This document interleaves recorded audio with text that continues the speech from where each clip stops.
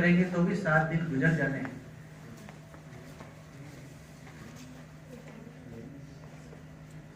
तो क्यों न हम इन्हें सार्थक बनाएं। आज अगर आप कुछ भी काम नहीं करते हैं तब भी ये दिन आपके हाथ में रहने वाला नहीं है, फिर इसी ऐसे ही गुजर जाने दें या कुछ करें। तो सबसे पहले उठकर यही विचार करना चाहिए कि आज मुझे क्या करना है, और उस प्लान को पूरे दिन में पूरा करना है। और सोते समय ये सोचो कि क्या मैंने वो काम किया जो मैंने सोचा था। आप सब ने इस महाविद्यालय में है, और महाविद्यालय शिक्षा सबसे ऊंची शिक्षा है, या इसके बाद भी कोई इंस्टीट्यूट होता है? तो आप पढ़े लिखो की श्रेणी में सबसे उच्चतर शिक्षा के अंदर अभी है, और ये कोई छोटी बात नहीं है। आपसे ये अपेक्षा की जाती है समाज में कि आपको पढ़े लिखे हैं, कुछ भी आप गलत काम करो तो आपको सीधे कहेंगे अरे ये तो अनपढ़, लेकिन तुम तो पढ़े लिखे हो, तुम्हें तो समझदारी रखनी चाहिए। घर पर भी आपने देखा होगा कि जो बड़ा है उसको बार बार ये कहा जाता है तुम तो बड़े हो, ये छोटा है, इसकी बराबरी कर रहे हो। यानी हम समाज के वो जिम्मेदार नागरिक हैं, और उसका मुख्य कारण क्या है? ये टैग आपके साथ क्यों लगा? क्योंकि आप उच्च शिक्षा प्राप्त कर रहे हो। यहाँ से आप एमए कर सकते हो, एमएससी कर सकते हो, पीएचडी कर सकते हो। तमाम वो उपाधियां जो आपके फेदर, आपके हेड में एक फेदर का काम करेगी, वो सब आप यहाँ से हासिल कर सकते हो। और यही वो प्लेटफॉर्म है जहाँ से आपकी उड़ान आईएएस तक हो सकती है, राष्ट्रपति तक हो सकती है, प्रधानमंत्री तक हो सकती है। ऐसी कोई भी उपाधि जो आप सोचते हो कि ये मैं बनना चाहता हूं, वो यहां से कोई हो सकती है। तो हमें इसकी गंभीरता को समझना चाहिए कि हम कहां हैं अभी। आप सब युवा हैं और राष्ट्रीय सेवा योजना से जुड़े हुए हैं, तो मेरा ऐसा मानना है कि इन 7 दिनों में आपका जो अनुभव रहेगा वही आपकी संपदा है। मेरा ऐसा मानना है कि अनुभव हमेशा पूर्ण होता है और उसकी अभिव्यक्ति सदा अपूर्ण है। आज के कार्यक्रम में उपस्थित सभी माननीय संकाय सदस्य, राष्ट्रीय सेवा योजना के स्वयं सेवक, अभी अभी आपने संगीत की स्वर लहरियों में अमंद आनंद की प्राप्ति की। संगीत का वह प्रभाव है जिसमें आप देख रहे थे कि सितार बजाते हुए हमारे मुख्य अतिथि कितना रमण कर रहे थे। ये संगीत का अपना प्रभाव है। मुझे एक प्रसंग याद आता है कि संगीत की स्वर लहरियां हमारी हृदय तंत्रियों को जंगृत करती है, निश्चित रूप से करती है। मैं संस्कृत का विद्यार्थी हूं। अभी वासव दत्ता की वीणा की बात कर रहा था। आप देखेंगे संस्कृत के विद्यार्थी यहाँ बैठे हुए होंगे, हिंदी के भी हमारे विद्वान जयकृष्ण जी त्रिपाठी साहब बैठे हुए हैं। स्वप्न वासव दत्ता में यदि पढ़ा होगा तो उदयन जो वीणा बजाया करते थे उसका नाम था घोषवती। उस घोषवती वीणा वादन के लिए वासव दत्ता के शिक्षक के रूप में नियुक्त किए गए थे। वो बात अलग थी कि वो कारागार में उनको रख दिया गया था, और उनके वीणा के वादन से वासव दत्ता इतनी प्रभावित हुई कि उनके माता पिता उनके साथ उदयन के साथ विवाह करना चाहते थे, लेकिन उनको कुछ शंका हुई कि शायद ये मेरा विवाह नहीं होगा, और वो उदयन के साथ उन्होंने अपना पलायन करके गांधर्व विवाह कर लिया। बात वो गांधर्व विवाह की नहीं है, संगीत के प्रभाव की है। आप सब जानते हैं कि संगीत के प्रभाव से वनस्पति जगत भी प्रभावित होता है। प्राणी जगत, चेतन अचेतन, सभी संगीत की लहरियों से प्रभावित होते हैं। मैं ऐसे सारस्वत शारदा शेवदी समोपासक अतिथि को हमारे मध्य पा करके बहुत ही आनंदित हूँ। और धर्मनारायण जी ने कहा कि योगेश जी को बुलाएंगे, मैंने कहा बिल्कुल बुलाइए। वो हमारे यहाँ वरिष्ठ साथी भी रहे हैं। ये संयोग की बात है कि वो मेरे से भी वरिष्ठ थे, लेकिन वो सेवानिवृत्त हो गए और वरिष्ठता में मैं आपके सामने यहाँ उपस्थित हूँ। यहाँ मैं बात ये करना चाह रहा था कि राष्ट्रीय सेवा योजना का जो है विशेष 10 दिवसीय विशेष शिविर आज आयोजित हो रहा है।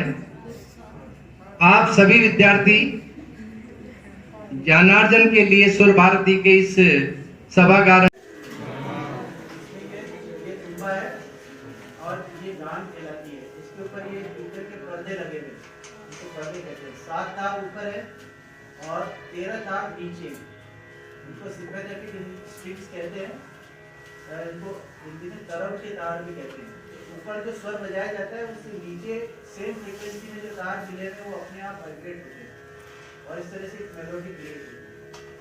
तो ये इंस्ट्रूमेंट जो है वीणा से भिन्न है। अभी सर ने पूछा है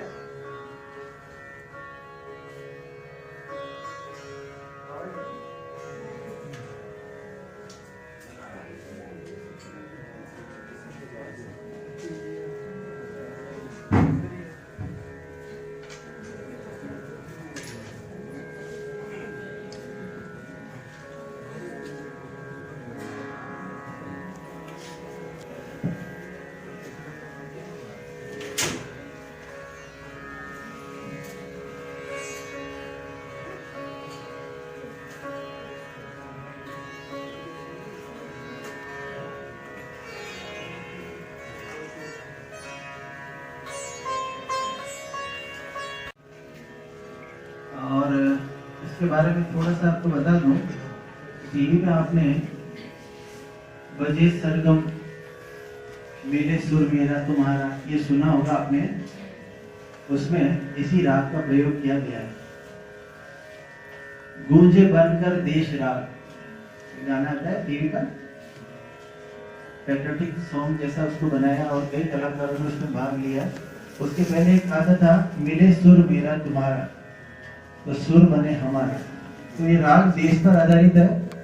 इसी तरह से हमारा जो वंदे मातरम है वो भी राग देश में ही कंपोज है। तो राग देश इंडियन क्लासिकल म्यूजिक में बहुत सारे राग होते हैं, उसमें एक राग देश भी है। यद्यपि ये राग रात्रि के दूसरे प्रहर में गाया बजाया जाता है, मगर ये मौसम के अनुसार सर्वकालिक राग भी है। इसे कभी भी गाया बजाया जा सकता है। तो मैं क्योंकि अभी ये जो प्रोग्राम है ये पूरी तरह से शास्त्रीय नहीं है और लेक्चर कम डेमोन्स्ट्रेशन जैसा है, इसलिए मैं इस राग को बजाने का प्रयास कर रहा हूँ।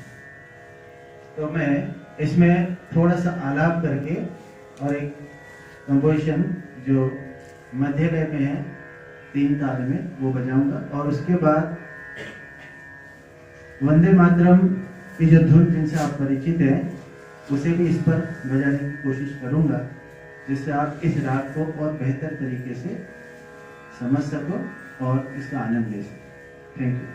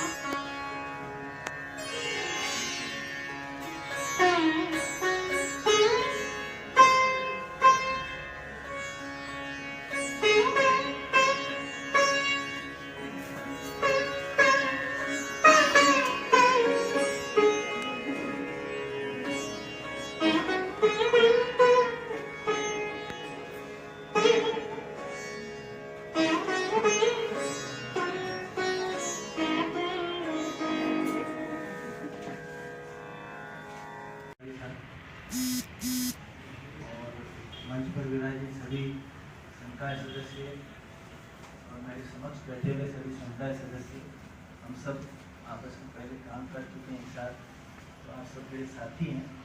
बस फर्क इतना सा है कि मैं अब घर पर रिटायर हो गया हूँ। और धर्मनारायण जी ने मुझे फ़ोन करके कहा कि आपको उद्घाटन सत्र में अपनी उपस्थिति देनी है, तो मैंने तुरंत स्वीकार कर लिया, क्योंकि मुझे शाहपुरा कॉलेज हमेशा पसंद रहा है और यहाँ आना मैं अपना सौभाग्य। तो इस अवसर को मैं तुरंत लपक लिया और कहा कि मैं आऊँगा जब भी बुलाएंगे। तो आज का दिन वो आ गया है। और ये हॉल जो नया बना है, इसका भी मैंने पहली बार ही देखा है, तो ये आपके लिए बहुत बड़ा एसेट है और इसमें सब कार्यक्रम अच्छे से होंगे, ऐसी मैं उम्मीद करता हूँ।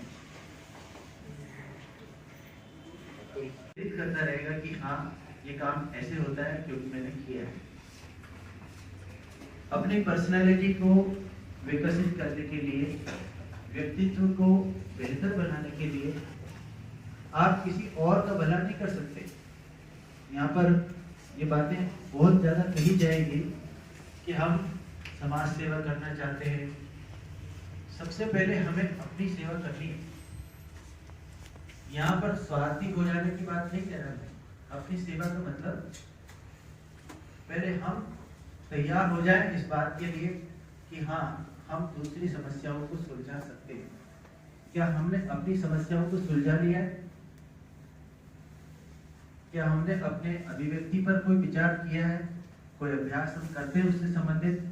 लिखने का अभ्यास करते हैं, पढ़ने का करते हैं, या सब में हम शॉर्टकट की ओर उड़ जाते हैं? तो अपने व्यक्तित्व की उन कमियों को भी हमें निकालना है। सामूहिक रूप से कैसे श्रमदान किया जाता है, कैसे किसी कार्य को शुरू करके उसके समापन तक जाया जा सकता है, ये भी आप इस शिविर के दौरान सीखेंगे। तो ये तमाम बातें, मैं सिर्फ एक ही बात आपको कहना चाहता हूँ कि हम अगर पूर्ण रूप से जागरूक होकर उस दिन का उपयोग करें, तो आपके ये 7 दिन आपके जीवन के अनमोल दिन होंगे। और इनसे जो आप सीखोगे, हर वो बात जो आपने इसमें सीखी है या आपने जो परिवर्तनकारी है, वो आपके लिए नया जीवन है। आज जो कुछ भी इस हॉल में होने जा रहा है और इससे आपकी पर्सनालिटी में जो परिवर्तन होगा, वो आपके लिए नया जीवन है। तो हर क्षण को इस जागरूकता के साथ स्वीकार करो और उसके साथ रहो कि क्या हो रहा है, और हम कहीं गाफिल तो नहीं है, उसके लाभ से वंचित तो नहीं रह जाएंगे। इसलिए हर क्षण को अपने वर्तमान के साथ जोड़कर जियो और